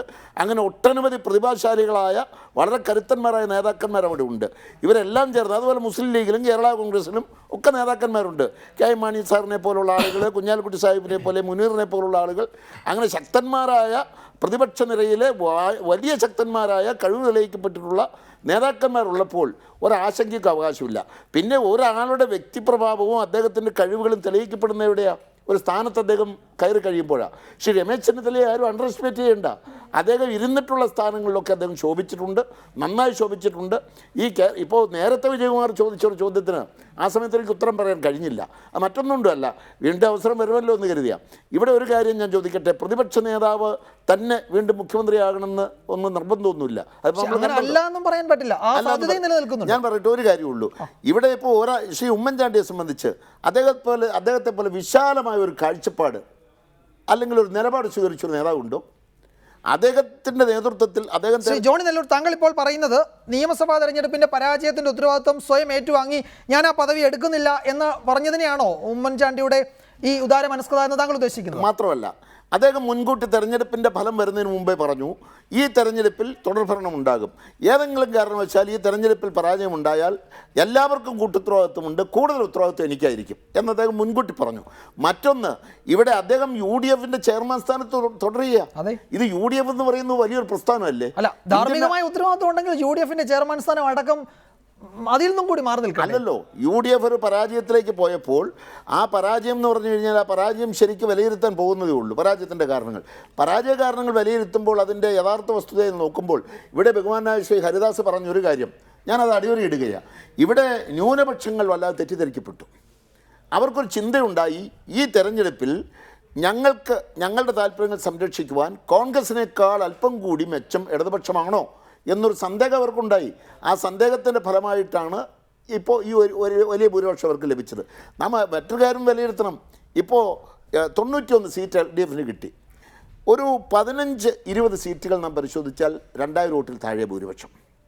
15 സീറ്റുകളെങ്കിൽ ആ 15 സീറ്റുകളിൽ അല്പം കൂടി ഒന്ന് ശ്രദ്ധയോടുകൂടി പ്രവർത്തിച്ചിരുന്നെങ്കിൽ UDFന് വിജയിക്കാമായിരുന്നു. അധികാരത്തിൽ വരുമെന്നല്ല ഞാൻ പറയുന്നത്. അപ്പോൾ വ്യത്യാസം എത്രയാണ്? പരാജയത്തിൻ്റെ ആഘാതം കുറയ്ക്കാമായിരുന്നു. 4-5 സീറ്റുകളുടെ വ്യത്യാസം ഉണ്ടാകുമായിരുന്നുള്ളൂ. അതിൻ്റെ ഒരു ശ്രദ്ധക്കുറവും അമിതമായ ആത്മവിശ്വാസവും സത്യത്തിൽ UDFന് സംഭവിച്ചതാ. വളരെ പ്രതീക്ഷയോടുകൂടി എല്ലാം വിജയിക്കും, വികസന കാര്യങ്ങൾക്ക് മാത്രമാണ് മുൻതൂക്കം കൊടുത്തത്. വികസനത്തിലൂടെ വോട്ട് വരും, ക്ഷേമപ്രവർത്തനത്തിലൂടെ വോട്ട് വരുമെന്ന് ധരിച്ചു. പക്ഷേ യഥാർത്ഥത്തിൽ ജനങ്ങൾ ചിന്തിച്ചത് ഭഗവാനായ ശ്രീ ഹരിദാസ് പറഞ്ഞതുപോലെ ഞങ്ങൾക്ക് സുരക്ഷിതത്വമുണ്ടോ, ന്യൂനപക്ഷങ്ങൾക്ക് സുരക്ഷിതത്വമുണ്ടോ ഈ കേരളത്തിൽ?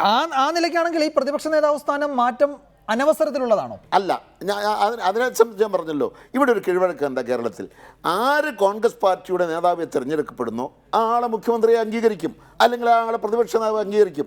കാലങ്ങളായി UDF സംവിധാനത്തിൽ നിലനിന്ന് പോന്നിട്ടുള്ള ഒരു കീഴ്വഴക്കം അതാ, ആ നടപടിക്രമം അത്. ഒരു കാലത്തും ഒരു നേതൃമാറ്റത്തിന് വേണ്ടി ശ്രമിച്ചിട്ടുണ്ടില്ല എന്ന് ഞാൻ പറയുന്നില്ല.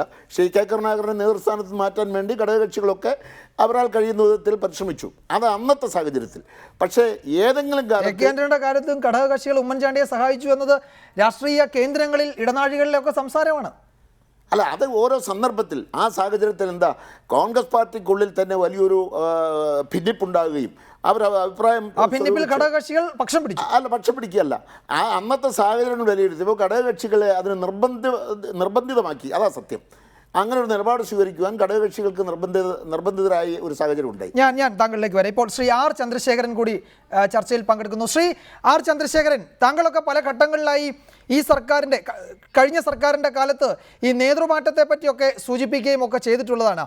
അന്ന് ആഗ്രഹിച്ച അല്ലെങ്കിൽ അന്ന് ആവശ്യപ്പെട്ട അല്ലെങ്കിൽ പറയാതെ പറഞ്ഞ നേതൃമാറ്റം എന്നത് ഇപ്പോൾ ഈ പ്രതിപക്ഷ നേതാവ് സ്ഥാനത്തേക്ക് രമേശ് ചെന്നിത്തല വരുമ്പോൾ അത് സാധ്യതപ്രായമാകുന്നുണ്ട് എന്ന് കരുതുന്നുണ്ടോ? കോൺഗ്രസ് ഒരു ജനാധിപത്യ സംഘടനയാണല്ലോ. കോൺഗ്രസിനകത്ത് ചർച്ച ചെയ്യുക, പരാതികൾ പറയുക, വ്യത്യസ്ത അഭിപ്രായങ്ങൾ പ്രകടിപ്പിക്കുക, അതൊക്കെ ഇന്ന് തുടങ്ങിയതല്ല, പണ്ട് പോലെയുള്ളതാണ്. കോൺഗ്രസിനകത്ത് മന്ത്രിമാരും മുഖ്യമന്ത്രിമാരും KPCC നേതൃത്വവും ഒക്കെ തെറ്റായ വഴിക്ക് പോയാൽ അത് തിരുത്താൻ എല്ലാവരും ശ്രമിക്കും. അതൊക്കെ ഇതിന്റെ ഭാഗമാണ്. അതുകൊണ്ട് തെരഞ്ഞെടുപ്പ് വിധി മാനിച്ചുകൊണ്ട് ഒരു പ്രതിപക്ഷത്ത് പോകുമ്പോൾ പ്രതിപക്ഷ മേഖലയിൽ തെരഞ്ഞെടുക്കപ്പെട്ട MLA-മാർ അതിന്റെ നേതാവിനെ തിരഞ്ഞെടുക്കുന്നു. അതൊരു പൊതുധാരണയാകുന്നു. ഇവിടെ ഒന്നും ഒരു അത്ഭുതകരമായ കാര്യങ്ങളൊന്നും നടക്കുന്നില്ല. ഇതൊക്കെ അതിന്റെ ജനാധിപത്യ പ്രക്രിയയിൽ മുന്നോട്ട് പോകുന്ന കാര്യങ്ങളാണ്. സർവ്വസാധാരണമായ കാര്യങ്ങളെ നടക്കുന്നുള്ളൂ. മറ്റു കാര്യങ്ങളൊക്കെ പാർട്ടിക്കകത്തുള്ള കാര്യങ്ങൾ ചർച്ച ചെയ്യാനുള്ള വേദി ഉണ്ടായിട്ടുണ്ട്. അവിടെ വിശദമായ ചർച്ചയുണ്ടാകും. ശ്രീ ആർ ചന്ദ്രശേഖരൻ, ഇതിൽ അത്ഭുതകരമായി ഒന്നും സംഭവിക്കുന്നില്ല എന്ന് താങ്കൾ പറഞ്ഞാലും ഒരു കാര്യം നമുക്ക് സൂചിപ്പിക്കാതിരിക്കാൻ കഴിയില്ല. കഴിഞ്ഞ 2004 ഏതാണ്ട് 12 വർഷത്തിന് ശേഷമാണ് കോൺഗ്രസിൻ്റെ പാർലമെന്ററി പാർട്ടിയിൽ ഒരു നേതൃമാറ്റം ഉണ്ടാകുന്നത്. അത് ചെറിയ കാര്യമല്ലല്ലോ. കോൺഗ്രസ് പോലെ ഭരണം മാറിക്കൊണ്ടിരിക്കുന്ന ഒരു സംസ്ഥാനത്ത്, കേരളത്തിൽ കോൺഗ്രസിൻ്റെ പാർലമെന്ററി പാർട്ടിയിൽ ഒരു നേതൃമാറ്റം ഉണ്ടാകുന്നു എന്ന് പറയുമ്പോൾ സ്വാഭാവികമായും അതിന് വലിയ മാനങ്ങളുണ്ട്. ഇനി ഈ നേതാവാണ് ഈ പാർട്ടിയെ നയിക്കേണ്ടത്, നിയമസഭയ്ക്കകത്തും പുറത്തും ഈ സർക്കാരിനെതിരെ സമരങ്ങൾ നയിക്കേണ്ടത്. അങ്ങനെ ഉണ്ടാകുന്ന ജനാഭിപ്രായമാണ് അടുത്ത സർക്കാർ രൂപീകരണത്തിന് ഇന്ന് പ്രതിപക്ഷത്തുള്ള UDF-നെ സഹായിക്കേണ്ടത്. ആ ഘട്ടത്തിൽ ഈ നേതാവാണ് സ്വാഭാവികമായും ആ ഭരണം കിട്ടുകയാണെങ്കിൽ മുഖ്യമന്ത്രിയാകേണ്ടത്. ഇതൊരു സ്വാഭാവിക ചിന്തയാണ്. ആ നിലയ്ക്ക് ഈ നേതൃമാറ്റത്തെ വളരെ ചെറിയ ഒരു കാര്യം, ജനാധിപത്യ പാർട്ടിയിൽ നടക്കുന്ന സാധാരണ പ്രക്രിയ എന്നൊക്കെ പറഞ്ഞ് മാറ്റി നിർത്താൻ കഴിയുമോ? അല്ല, ഞാൻ അങ്ങനല്ലല്ലോ പറഞ്ഞത്. ഞാൻ പറഞ്ഞത് തെരഞ്ഞെടുക്കപ്പെട്ട MLA-മാർ അവരുടെ നേതാവിനെ തെരഞ്ഞെടുക്കുന്ന ഒരു ജനാധിപത്യ കീഴ്വഴക്കത്തിന്റെ ഭാഗമായിട്ടാണ് തീരുമാനങ്ങൾ ഉരുത്തിരിഞ്ഞു വരുന്നത്. അതുമാത്രമല്ല, കേരളത്തിലെ മുഖ്യമന്ത്രിയായിരുന്ന ശ്രീ ഉമ്മൻചാണ്ടി അദ്ദേഹത്തിന്റെ നേതൃത്വത്തിൽ നടന്ന ഒരു തെരഞ്ഞെടുപ്പിന്റെ പരാജയത്തിന് ശേഷം അദ്ദേഹം തന്നെ ഹൈക്കമാൻഡിനെയും കേരളത്തിലെ ജനങ്ങളെയും അറിയിച്ചത് പ്രതിപക്ഷ നേതാവാകാൻ അദ്ദേഹം തയ്യാറല്ല. ആ സാഹചര്യം കൂടി കണക്കിലെടുത്തുകൊണ്ട് പാർലമെന്ററി പാർട്ടിയുടെ പൊതുസ്വഭാവം കൂടി കണക്കിലെടുത്ത് കേരള പ്രദേശ് കോൺഗ്രസ് കമ്മിറ്റിയുടെ എല്ലാ മുതിർന്ന നേതാക്കന്മാരും ഒന്നിച്ചിരുന്നാണ് ഒരു പാക്കേജ് ഉണ്ടാക്കുന്നത്. പ്രതിപക്ഷ നേതാവാകുമ്പോൾ ഗവൺമെന്റിന്റെയും പൊതുവെ ഉള്ള മന്ത്രിമാരുടെ പ്രവർത്തനങ്ങളും ഒക്കെ വിശകലനം ചെയ്യുവാനും ആ മന്ത്രിമാരുടെ തെറ്റായ നടപടികൾ ഉണ്ടെങ്കിൽ അതിനെ ചോദ്യം ചെയ്യാനും കേരളത്തിലെ ജനങ്ങളെ മുഴുവൻ സംഘടിപ്പിച്ചുകൊണ്ടുള്ള ഗവൺമെന്റ് പ്രവർത്തനത്തിന്റെ പോരായ്മകൾ ചൂണ്ടിക്കാണിക്കാനുമുള്ള വലിയ ഉത്തരവാദിത്തമാണ് ശ്രീ രമേശ് ചെന്നിത്തല ഏറ്റെടുക്കാൻ പോകുന്നത്. ആദ്യ കേരളത്തിന്റെ രാഷ്ട്രീയ രംഗത്ത് ഏറ്റവും വലിയ ഉത്തരവാദിത്തമുള്ള ഒരു പൊസിഷനായി ശ്രീ രമേശ് ചെന്നിത്തലയുടെ പ്രതിപക്ഷ നേതാവ് സ്ഥാനത്തേക്കുള്ള അദ്ദേഹത്തിന്റെ വരവ് സ്വാഭാവികമായും ഒന്നുമല്ല. അദ്ദേഹത്തിന് ദീർഘകാലത്തെ പാരമ്പര്യമുണ്ട്. അദ്ദേഹത്തിന്റെ നിരവധിയായ സമര പോരാട്ടങ്ങളുണ്ട്. എല്ലാ നേതാക്കന്മാരുടെയും സംഭാവനകൾ കണക്കിലെടുത്തുകൊണ്ടാണ് ഓരോ സ്ഥാനമാനങ്ങൾ വരുന്നത്. അപ്പൊ അത്തരത്തിലുള്ള ഒരു സ്ഥാനമാനങ്ങളിലേക്ക് വരുമ്പോൾ, ഒരു സ്ഥാനത്തെത്തുമ്പോൾ അതിൻ്റെതായ വ്യത്യാസം ഉണ്ടാകും. തീർച്ചയായിട്ടും ഉജ്ജ്വലമായ ഒരു പ്രതികരണ ശേഷിയുള്ള പ്രതിപക്ഷ നേതാവായിട്ട് ശ്രീ രമേശ് ചെന്നിത്തല വളർന്നു വരും. ശരി, അതാണ് അക്കാര്യത്തിൽ താങ്കളുടെ വിശദീകരണം. ശ്രീ ജെ അജിത് കുമാർ, ഞാൻ കോൺഗ്രസിലെ ഗ്രൂപ്പുകൾ എന്ന് പറയുന്നത് ഒരു വസ്തുത തന്നെയാണ്. അത് ആർക്കും വിസ്മരിക്കാനോ അത് തള്ളിക്കളയാനോ കഴിയില്ല. കോൺഗ്രസ് നേതാക്കൾ തന്നെ സമ്മതിച്ചിട്ടുള്ളതാണ്. ഇപ്പോഴത്തെ ഒരു സമവാക്യം ഇനി സംഭവിക്കാൻ പോകുന്നത് ഉമ്മൻചാണ്ടിയുടെ പൊസിഷൻ എന്തായിരിക്കും? അദ്ദേഹം ഇനി ഏത് നിലയിലായിരിക്കും പ്രവർത്തിക്കുക? ഞാൻ കേരളത്തിൽ നിറഞ്ഞു നിന്ന് പ്രവർത്തിക്കുമെന്നാണ് അദ്ദേഹം പറഞ്ഞത്. ഞാൻ നേരിട്ട് ചോദിക്കുകയാണ്, രമേശ് ചെന്നിത്തല പാർട്ടിയിൽ ശക്തനാകുന്നു, ഉമ്മൻചാണ്ടി ദുർബലനാകുന്നു. ഈ നിലയിലുള്ള രാഷ്ട്രീയ വ്യാഖ്യാനങ്ങൾക്ക് കോൺഗ്രസിന്റെ ഇപ്പോഴത്തെ ഘടന അനുസരിച്ച് എന്തെങ്കിലും സാധ്യത താങ്കൾ കൽപ്പിക്കുന്നുണ്ടോ?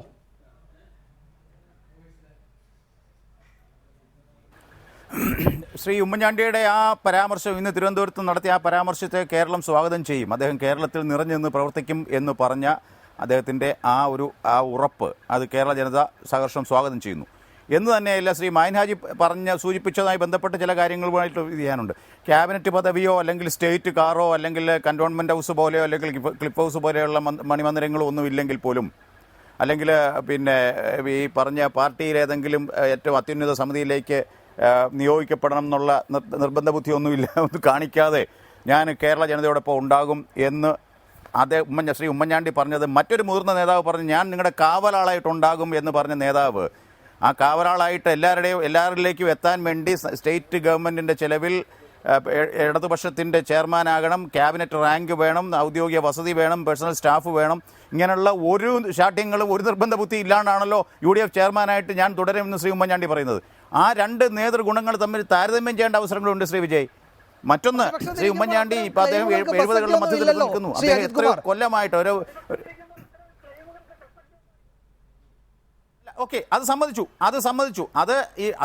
അതൊരു പരാജയപ്പെട്ട് കിടക്കുന്ന വീണ് കിടക്കുന്ന ഒരുത്തന്റെ നെഞ്ചത്ത് ചവിട്ടുന്ന വർത്താനം പറയില്ലേ, അതല്ല പറഞ്ഞേ. അത് പോട്ടെ. പക്ഷെ അങ്ങനെ കേരള ജനതയ്ക്ക് അറിയാം. അല്ല കുഴപ്പമില്ല, സാരമില്ല, അതല്ല.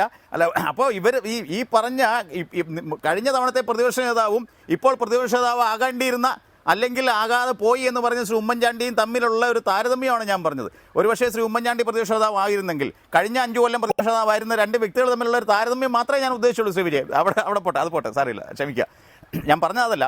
അപ്പോൾ ശ്രീ ഉമ്മൻചാണ്ടി കേരള ജനതയോടൊപ്പം ഉണ്ടാകും എന്ന് പറയുന്ന അദ്ദേഹത്തിൻ്റെ കഴിഞ്ഞ 10-60 വർഷക്കാലത്തെ പൊതുപ്രവർത്തനത്തിൽ നിന്ന് ആർജിച്ച അദ്ദേഹത്തിൻ്റെ എന്താ പറയുക, experience is A best teacher എന്ന് പറയുന്ന പോലെ അനുഭവത്തിൽ നിന്നൊക്കെ ആർജിച്ചെടുത്ത ഒരുപാട് നന്മകളോ അല്ലെങ്കിൽ അതിൻ്റെ അംശങ്ങളും ഒക്കെ ഉണ്ടല്ലോ. പൊതുജനവികാരം മനസ്സിലാക്കുന്ന രീതിയിൽ ഈ പറഞ്ഞ പോലെ കരുതലും കാരുണ്യവും ഒക്കെ ആയിട്ട് അദ്ദേഹം ജനം 5 കൊല്ലം നിറഞ്ഞു നിന്ന ആളാണ്. തുടർന്നും അദ്ദേഹം ഒരു പദവി ഇല്ലെങ്കിലും അത് തന്നെ തുടരും എന്ന് പറയുന്നതിനെ നമ്മൾ ഒരു ശുഭസൂചകമായിട്ട് കാണുക. അതോടൊപ്പം തന്നെ ശ്രീ ജോണി നെല്ലൂരും ശ്രീ മായൻ ഹാജിയും പറഞ്ഞതുപോലെ പ്രതിപക്ഷ നേതാവ് എന്ന് പറയുന്ന ആ ഒരു വ്യക്തിയുടെ നേതൃത്വത്തിൽ ഒരു കൂട്ടായ ഒരു പ്രതിപക്ഷ പ്രകടനമാണ് സഭയിൽ ഉണ്ടാകേണ്ടത്. പ്രതിപക്ഷ നേതാവ് ഒരു പക്ഷേ സഭയിൽ ഇല്ലെങ്കിൽ പോലും ഉപനേതാവോ അല്ലെങ്കിൽ ഘടകകക്ഷി നേതാക്കന്മാരോ ഉണ്ട്. ശക്തരായ ഘടകകക്ഷി നേതാക്കളാണ് ഇപ്പോൾ നമുക്കുള്ളത്. ഈ പറഞ്ഞ പോലെ ശ്രീ KM മാണിയെ പോലെ, ശ്രീ PK കുഞ്ഞാലിക്കുട്ടിയെ പോലെ, അല്ലെങ്കിൽ പിന്നെ ഒരാൾ താരതമ്യേന കുറച്ച് ജൂനിയറാണ്, പിന്നെ ശ്രീ അനൂപ്. എങ്കിൽ പോലും കോൺഗ്രസിനകത്ത് തന്നെ ഉണ്ടല്ലോ നല്ല ധീരരായ പടയാളികൾ. മുമ്പേ പറഞ്ഞ പേരുകളൊക്കെ തന്നെ ഉണ്ടല്ലോ. Shri Thiruvanchoor രാധാകൃഷ്ണനുണ്ട്, Shri VD സതീശനുണ്ട്, Shri K മുരളീധരനുണ്ട്. ഇതെല്ലാം ഒരു കൂട്ടായ ഒരു പ്രവർത്തനത്തിൽ കൂടെയാണല്ലോ പ്രതിപക്ഷമായാലും ഭരണപക്ഷമായാലും അവരവരുടെ നമ്മുടെ ഒരു ജനസേവനം എന്നുള്ള രീതിയിൽ പൊതുപ്രവർത്തനം നടത്തുന്നത്. അപ്പോൾ അത് ശ്രീ രമേശ് ചെന്നിത്തലയ്ക്ക് അത് കഴിയില്ല എന്നുള്ള മുൻമതിയൊന്നും വേണ്ട എന്ന് തന്നെയല്ല ശ്രീ ജോണി നെല്ലൂരിന് അടിവരായിട്ട് പറഞ്ഞത്. ശ്രീ മായൻ ഹാജി അത് പറയുകയുണ്ടായി. ഈ അനുഭവ സമ്പത്തിലൂടെ വളർന്നു വന്ന ആളാണ്. ഞാനും തുടക്കത്തിൽ പറഞ്ഞു, 27-ാം വയസ്സിൽ ശ്രീ K കരുണാകരൻ്റെ നേതൃത്വത്തിലുള്ള മന്ത്രിസഭയിൽ മന്ത്രിയാകാൻ ഭാഗ്യം സിദ്ധിച്ച ആളാണ്, അല്ലെ അതിനുള്ള അവസരം കിട്ടിയ ആളാണ് ശ്രീ രമേശ് ചെന്നിത്തല. അപ്പോൾ അദ്ദേഹത്തിൻ്റെ കഴിവുകളൊക്കെ സംസ്ഥാനവും ഇന്ത്യയും ഒക്കെ മനസ്സിലാക്കി കഴിഞ്ഞു. ശ്രീമതി ഇന്ദിരാഗാന്ധിയുടെ ഹാൻഡ് പിക്ഡ് ആയിട്ട് വന്ന ഒരു യൂത്ത് കോൺഗ്രസ് നേതാവായിരുന്നു അന്ന് 80കളിൽ ശ്രീ രമേശ് ചെന്നിത്തല. അപ്പോൾ അദ്ദേഹത്തിന് പുതിയ ഒരു സ്ഥാനലബ്ധിയിൽ അദ്ദേഹം അത് നന്നായിട്ട് തന്നെ പെർഫോം ചെയ്യുമെന്ന് നമുക്ക് പ്രതീക്ഷിക്കാനുള്ളൂ. അതിനെക്കുറിച്ച് ഒരു ആശങ്കയും വേണ്ട. ഈ പറഞ്ഞ പോലെ ഞാൻ ഈ പറഞ്ഞ പ്രായത്തിൻ്റെ ഒരു പരിഗണന ഞാൻ പറയും. അടുത്ത തലമുറ എന്ന് പറയുമ്പോൾ ശ്രീ ഉമ്മൻചാണ്ടിയും ശ്രീ രമേശ് ചെന്നിത്തലയും തമ്മിൽ ഏകദേശം ഒരു 15 വർഷത്തിൻ്റെ പ്രായ വ്യത്യാസമുണ്ട്. അത് തന്നെയാണ് ഒരു പുതിയ തലമുറ ആവിർഭവിച്ചു വരുന്നതിൻ്റെ പ്രായപരിധി അത് തന്നെയാണ്. തീർച്ചയായിട്ടും പ്രതിപക്ഷത്തെ ഒരു പുതിയ തലമുറയുടെ നേതൃസ്ഥാനത്തിൻ്റെ അവരോഹണം കൂടിയാണ് അവിടെ നടക്കുന്നത് വിജയ് എന്നാണ് ഞാൻ പറയാൻ ഉദ്ദേശിച്ചത്. തീർച്ചയായും ഒരു പക്ഷേ നമുക്ക് കൗതുകരമായ ഒരു വിലയിരുത്തൽ, ഭരണപക്ഷത്തും അത്തരം ഒരു തലമുറ മാറ്റം നടന്നു കഴിഞ്ഞു. പിണറായി വിജയൻ അവിടെ എത്തി, ഇവിടെ രമേശ് ചെന്നിത്തലയും. ആ നിലയിലൊരു താരതമ്യം നിയമസഭയ്ക്കകത്തും നമുക്ക് പ്രതീക്ഷിക്കാം. ഇവർ തമ്മിലുള്ള ഒരു ഏറ്റുമുട്ടൽ, ആരോഗ്യകരമായ ഏറ്റുമുട്ടൽ സഭയ്ക്കകത്തും നമുക്ക് പ്രതീക്ഷിക്കാം. ഈ KVS ഹരിദാസ്, കേരള രാഷ്ട്രീയം നമ്മൾ നിരീക്ഷിക്കുകയാണെങ്കിൽ UDF പ്രതിപക്ഷത്തിരിക്കുമ്പോൾ അതിൽ ഒരു അധികാര കേന്ദ്രമേ എപ്പോഴും ഉണ്ടാവുകയുള്ളൂ, പ്രതിപക്ഷ നേതാവ്. പിന്നീടുള്ളത് കക്ഷി നേതാക്കളാണ്. അവിടെ മുസ്ലിം ലീഗിന് കുഞ്ഞാലിക്കുട്ടി ഉണ്ടാകും, KM മാണി ഉണ്ടാകും, പിന്നീട് മറ്റ് കേരള കോൺഗ്രസ് ഗ്രൂപ്പുകൾക്കൊക്കെ ഉണ്ടാകും അവരവരുടെ നേതാക്കൾ. പക്ഷേ ഇവിടെ ഒരു പ്രതിപക്ഷ നേതാവ്, അത് കൂടാതെ UDF-ന് മറ്റൊരു ചെയർമാൻ, 2 അധികാര കേന്ദ്രങ്ങളാണ് UDF-നകത്ത് ഉണ്ടാകാൻ പോകുന്നത്. UDF-ന് ഒരു പാർലമെന്ററി പാർട്ടി ഉണ്ടാകും, അതിന് പ്രതിപക്ഷ നേതാവ് നേതൃത്വം നൽകും. പക്ഷേ അതിൻ്റെ ചെയർമാൻ എന്ന നിലയിൽ ഉമ്മൻചാണ്ടി തുടരുകയും ചെയ്യും. ഈ 2 അധികാര കേന്ദ്രങ്ങൾ പ്രതിപക്ഷത്തുണ്ടാകും എന്നത് വളരെ പ്രധാനപ്പെട്ട ഒരു ഘടകമല്ലേ? സ്വാഭാവികമായും ഈ 2 അധികാര കേന്ദ്രങ്ങളെ ചുറ്റിപ്പറ്റി ആയിരിക്കുമല്ലോ പ്രതിപക്ഷം മുന്നോട്ട് പോകുക. അവിടെ ആ ഘട്ടത്തിൽ ഉമ്മൻചാണ്ടിക്ക് തന്നെ ആയിരിക്കില്ലേ തുടർന്നും മേധാവിത്വം? വിജയകുമാരൻ, നമ്മളിവിടെ കാണേണ്ടത് ഉമ്മൻചാണ്ടിയുടെ പ്രത്യേകത തന്നെയാണ്. ഉമ്മൻചാണ്ടിക്ക് ഒരു സ്ഥാനവും മാനമൊന്നും വേണമെന്നില്ല, ഒരു കസേരയും വേണമെന്നുണ്ടാവില്ല. അദ്ദേഹം കേരളത്തിൽ നിന്ന് നമുക്കറിയാം, ദ മോസ്റ്റ് പോപ്പുലർ ലീഡർ എന്ന നിലയിൽ അദ്ദേഹം തന്നെയാണ്. ഇപ്പോൾ രമേശ് ചെന്നിത്തല പ്രതിപക്ഷ നേതാവായാലും എന്തായാലും പ്രതിപക്ഷ നിരയിലെ മുൻ നിരയിൽ ഉമ്മൻചാണ്ടി ഉണ്ടാവും. ഉമ്മൻചാണ്ടി തന്നെയായിരിക്കും ഫോക്കസ് ചെയ്യപ്പെടുക. ഈ തവണ ഇതിനെ നയിക്കുന്നത്, പ്രതിപക്ഷ നേതാവ് സ്ഥാനത്ത് ചെന്നിത്തല ഉണ്ടെങ്കിൽ പോലും UDF-നെ നയിക്കുന്നത് ഇന്നത്തെ നിലയ്ക്ക് ഉമ്മൻചാണ്ടി തന്നെയാവും, യാതൊരു സംശയമില്ല. കാരണം ഈ കുഞ്ഞാലിക്കുട്ടിയാണെങ്കിലും KM മാണിയാണെങ്കിലും ഒക്കെ തന്നെ അവരുടെയൊക്കെ ഒരു അടുപ്പവും മനസ്സുകൊണ്ടുള്ള സ്നേഹവും ഒക്കെ ഉള്ള ഉമ്മൻചാണ്ടിക്കാണെന്ന് നമുക്കൊക്കെ അറിയാം. അതുകൊണ്ട് ആ നിലയിൽ ഒരു കോൺഫ്രണ്ടേഷൻ ഉണ്ടാവുമെന്ന് എനിക്ക് തോന്നുന്നില്ല. കാരണം ചെന്നിത്തലയ്ക്ക് ഇന്നത്തെ നിലയ്ക്ക് ഉമ്മൻചാണ്ടിയുമായിട്ട് ഏറ്റുമുട്ടാനൊന്നും കഴിയില്ല. പിന്നെ നമ്മളിപ്പോൾ കാണേണ്ട ഒരു പ്രധാനപ്പെട്ട പ്രശ്നം, കഴിഞ്ഞ നിയമസഭകളിലുണ്ടായ ഉമ്മൻചാണ്ടി ആയിരിക്കില്ല ഇത്തവണ ഉണ്ടാവുക. ഉമ്മൻചാണ്ടിയെ പിന്തുടരുന്ന അനവധി കേസുകളുണ്ട്, പുലിവാലുകളുണ്ട്. ഞാൻ പറഞ്ഞു വരുന്നത് സോളാർ കേസുണ്ട്, പഴയ പാമോലിൻ കേസ് 2ാമത് ട്രയൽ നടത്താൻ പറഞ്ഞിട്ടുണ്ട്. ഇത്തരം പ്രതിസന്ധികളിലേക്ക് ഉമ്മൻചാണ്ടി ചെന്ന് പെടുന്ന സമയത്ത് ഉമ്മൻചാണ്ടിയെ സൂക്ഷിക്കാൻ, കാത്തുരക്ഷിക്കാൻ ചെന്നിത്തല ഉണ്ടാവുമോ, ചെന്നിത്തലയ്ക്ക് എത്രത്തോളം കഴിയും എന്നതായിരിക്കും കേരളം ഉറ്റുനോക്കുന്നത്. അതൊരു കാരണം മുൻകാലങ്ങളിൽ പ്രതിപക്ഷത്തിരിക്കുന്നത് ഉമ്മൻചാണ്ടിക്ക് ക്ലീൻ ഹാൻഡ്സ് ആണ് ഉണ്ടായിരുന്നത്. ഒരു ശുദ്ധനായ പ്രതിപക്ഷ നേതാവ് എന്ന നിലയിൽ, ഒരു രാഷ്ട്രീയക്കാരൻ നിലയിലാണ് നമ്മളൊക്കെ കണ്ടിരുന്നത്. പക്ഷേ ഇത്തവണ സോളാർ കമ്മീഷൻ്റെ റിപ്പോർട്ട് വന്നു കഴിയുമ്പോൾ നമ്മളൊക്കെ പ്രതീക്ഷിക്കുന്നത്, അല്ലെങ്കിൽ സാധാരണ നിലയ്ക്ക് അതിൻ്റെ മുമ്പിൽ നടന്നിട്ടുള്ള മൊഴികളും ഒക്കെ പുറത്തു വന്ന വിവരങ്ങളൊക്കെ നമ്മൾ മനസ്സിലാക്കും. ഉമ്മൻചാണ്ടിക്ക് അതിൽ നിന്ന് രക്ഷപ്പെടാൻ പറ്റുമെന്ന് കരുതാൻ പ്രയാസമാണ്. അതൊക്കെ ഈ പിണറായി വിജയൻ്റെ ഗവൺമെൻറ്റിൻ്റെ കൈ കിട്ടുമ്പോൾ സ്വാഭാവികമായിട്ട് ഉമ്മൻചാണ്ടിക്ക് വല്ലാത്ത വിഷമങ്ങളുണ്ടാവും. അത് തന്നെയായിരിക്കും ഉമ്മൻചാണ്ടിയെ വീക്കെൻഡ് ചെയ്യാൻ പോകുന്നൊരു വലിയ ഘടകം. അവിടെ നിന്നായിരിക്കും ചെന്നിത്തല ഉമ്മൻചാണ്ടിയോടൊപ്പം നിൽക്കുമോ, അല്ലെങ്കിൽ ചെന്നിത്തല അത് ഉപയോഗിച്ചിട്ട് ഉമ്മൻചാണ്ടിയെ മറികടക്കാൻ ശ്രമിക്കുമോ എന്നതായിരിക്കും കേരളം നോക്കി നിൽക്കുന്നത്. പിന്നെ നമ്മൾ വേറൊരു കാര്യം, ഇപ്പോൾ നമുക്കറിയാം കോൺഗ്രസ് ഹൈക്കമാൻഡിൻ്റെ അവസ്ഥ. ഇന്നിപ്പോൾ നേതൃമാറ്റം വേണം, അല്ലെങ്കിൽ ഒരു മാറ്റം അടിച്ചേൽപ്പിക്കണം എന്നൊക്കെ ഹൈക്കമാൻഡിന് ആഗ്രഹം ഉണ്ടാവാം. പക്ഷെ അവരുടെ സ്ഥിതി എന്താ ഇന്നിപ്പോൾ ഹൈക്കമാൻഡിൻ്റെ? നടന്ന തിരഞ്ഞെടുപ്പുകളിലൊക്കെ തോറ്റിട്ട് പുറത്തിറങ്ങാൻ വയ്യ സ്ഥിതിയിലാണ് ഈ ഹൈക്കമാൻഡിൻ്റെ തലപ്പത്തുള്ളവരൊക്കെ തന്നെ. അപ്പോൾ അവർക്ക് കേരളത്തിൽ വന്നിട്ട് ഇവരെ മാറ്റണമെന്ന് പറയാൻ പോലും കഴിയാത്തൊരവസ്ഥയുണ്ട്. അതുമാണ് ഈ ചെന്നിത്തലയുടെയും സുധീരൻ്റെയും ഉമ്മൻചാണ്ടിയുടെയും മെച്ചം എന്ന് നമ്മൾ കാണാതെ പോയിക്കൂടാ. ശ്രീ KVS ഹരിദാസിൻ്റെ ഒരു പ്രധാനപ്പെട്ട രാഷ്ട്രീയ നിരീക്ഷണം. ശ്രീ അജിത് കുമാർ, താങ്കൾ ആ നിരീക്ഷണത്തോട് എങ്ങനെയാണ് പ്രതികരിക്കുന്നത്? ഉമ്മൻചാണ്ടി തന്നെയായിരിക്കും പോപ്പുലർ ലീഡർ എന്ന നിലയിൽ കോൺഗ്രസിൽ തുടർന്നും പ്രവർത്തിക്കുക, പ്രതിപക്ഷ നിരയിലാണെങ്കിലും അദ്ദേഹത്തെ തന്നെയായിരിക്കും ഭരണപക്ഷം ഫോക്കസ് ചെയ്യുക. അവിടെ രമേശ് ചെന്നിത്തലയ്ക്ക് പ്രതിപക്ഷ നേതാവിൻ്റെ ആലങ്കാരിക സ്ഥാനം എന്നതിനപ്പുറത്തേക്ക് എല്ലാ കാര്യങ്ങളിലുമുള്ള ചർച്ചയുടെ കാര്യത്തിലും ഒക്കെ പരസ്പരമുള്ള ആക്ഷേപങ്ങളൊക്കെ ഉന്നയിക്കുന്ന ഘട്ടത്തിലടക്കം അതിനെ നയിക്കുക, പ്രതിപക്ഷ നിരയിൽ നയിക്കേണ്ടത് തുടർന്നും ഉമ്മൻചാണ്ടി തന്നെ ആയിരിക്കും. അതാണ് ശ്രീ KVS ഹരിദാസിൻ്റെ ഒരു നിരീക്ഷണം.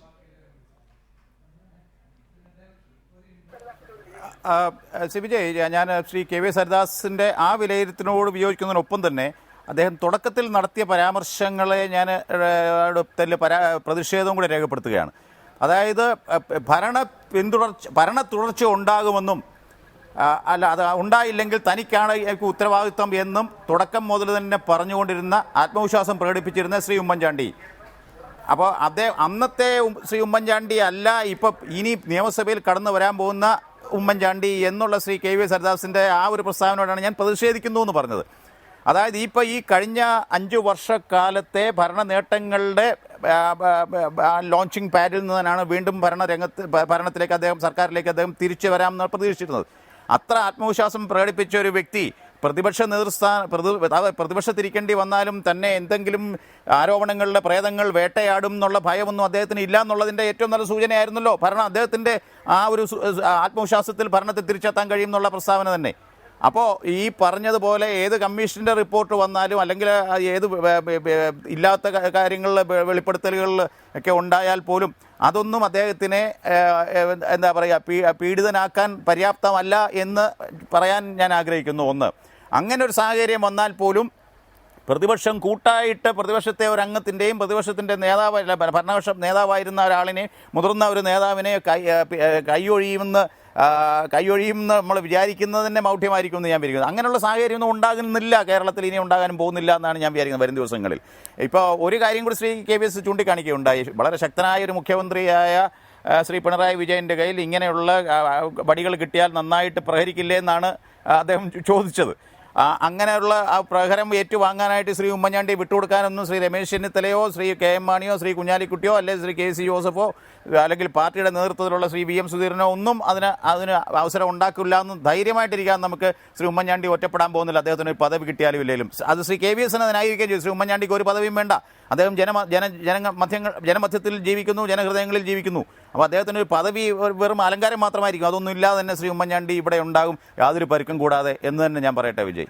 തീർച്ചയായും നമുക്ക് ഏതായാലും കാത്തിരുന്ന് കാണാം. രാഷ്ട്രീയ കേരളം കാണാനിരിക്കുന്നത് വളരെ പ്രധാനപ്പെട്ട പോരാട്ടങ്ങൾ തന്നെയാണ്. തെരഞ്ഞെടുപ്പ് കഴിഞ്ഞാലും നിയമസഭയ്ക്കകത്തും പുറത്തും ഇനിയും വളരെ ശ്രദ്ധേയമായ രാഷ്ട്രീയ നീക്കങ്ങൾക്ക് രാഷ്ട്രീയ കേരളം സാക്ഷിയാകാൻ പോകുന്നു എന്നാണ് നമുക്ക് UDF-ലെ വിവരങ്ങളിൽ നിന്നും ഒപ്പം ഭരണമുന്നണിയിലെ വിവരങ്ങളിൽ നിന്നും മനസ്സിലാക്കാൻ പോകുന്നത്. രണ്ടിടത്തും ഇത്തരത്തിലുള്ള ആഭ്യന്തര ചർച്ചകൾക്കുള്ള സ്പേസ് ഇപ്പോഴും കിടക്കുന്നുണ്ട് എന്നതും വളരെ കൗതുകമുള്ള കാര്യം തന്നെയാണ്. നമുക്ക് സാഗൂതം വീക്ഷിക്കാം, വിലയിരുത്താം. ഈ ചർച്ചയിൽ പങ്കെടുത്ത ശ്രീ ജോണി നെല്ലൂർ, ശ്രീ KVS ഹരിദാസ്, ശ്രീ J. അജിത് കുമാർ, എല്ലാവർക്കും നന്ദി.